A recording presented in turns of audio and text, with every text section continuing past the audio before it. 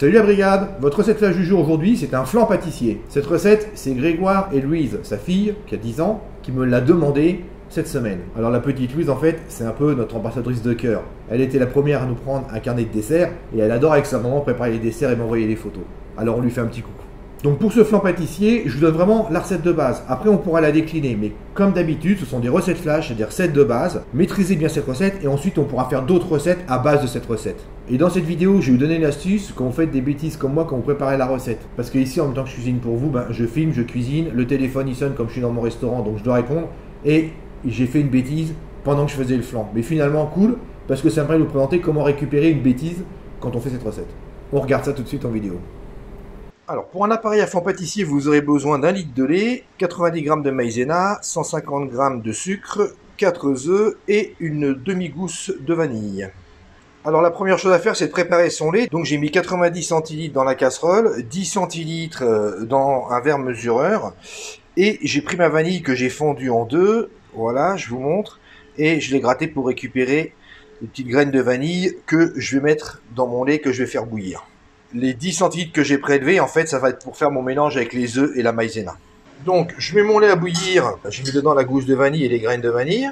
Donc, mettez votre lait à cuire doucement. Comme ça vous laisse le temps de préparer l'appareil du mélange maïzena avec les œufs et le lait qu'il y a en plus. Et ça évite que votre lait il déborde dans votre dos. Donc, faites-le à feu doux.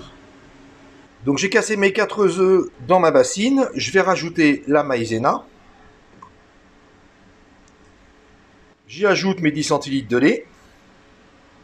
Et je vais remuer énergiquement.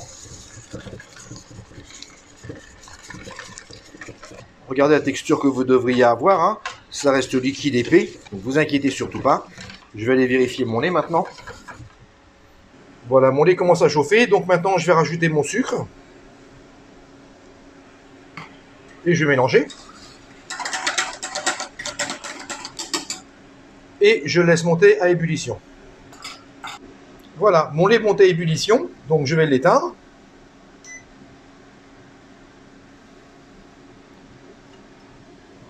Je lui enlève la gousse de vanille. Alors là, ça va être compliqué, il faut verser et remuer en même temps, et je suis tout seul. Donc je vais le faire petit à petit, comme ceci. Je vous remue en même temps, voilà. Normalement, en même temps que le lait tombe, vous remuez. Hein. Vous le faites en 2 fois ou 3 fois. Moi, je vais le faire en 3 fois. Et enfin, je termine.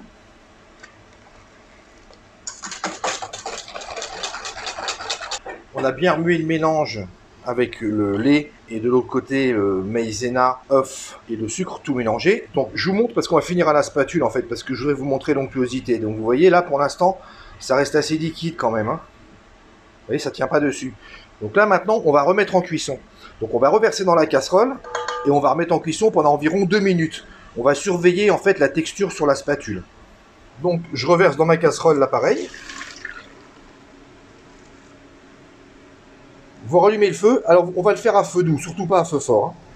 Voilà, et à feu doux en fait on va remuer et mélanger jusqu'à temps d'avoir la bonne texture. Donc je vous montrerai sur la spatule la texture idéale.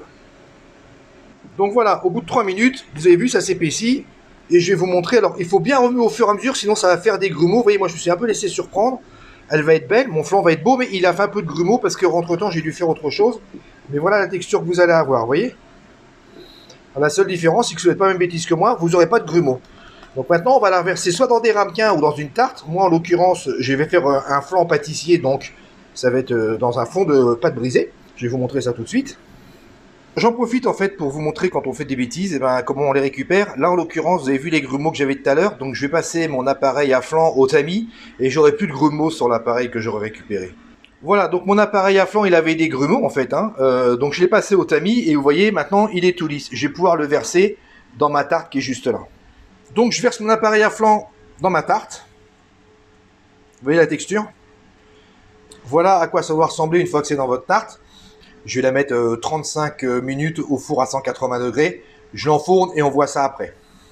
Et voilà, après 35 minutes, j'ai sorti mon flan du four. Donc je pense que la cuisson, elle va être parfaite. Vous voyez, parce que en fait, comme j'ai un plat de 28 cm, j'étale plus ma pâte. Donc j'ai moins de hauteur. Mais clairement, si vous êtes sur un plat de 22 cm par exemple, avec la recette que je vous ai donnée, vous aurez plus d'épaisseur. Donc vous pouvez laisser jusqu'à 45 minutes sans problème. Hein. Allez, on va les laisser reposer tranquillement. Et puis d'ici une petite heure, je couperai une part de flan pâtissier et je pourrai me régaler. Bon appétit! Vous avez vu, simple, facile, rapide. Le flan pâtissier, voilà, vous avez une bonne base maintenant. Évidemment, ensuite on pourrait y ajouter du kirsch ou bien du rhum, ou alors des fruits comme des pruneaux ou des abricots. On fera d'autres flans pâtissiers au fur et à mesure des saisons. Alors vous avez vu, pour récupérer les grumeaux, en fait moi j'avais laissé trop cuire dès le départ parce que j'ai dû répondre au téléphone et quand je suis revenu ça avait collé un peu au fond, ça avait fait des grumeaux.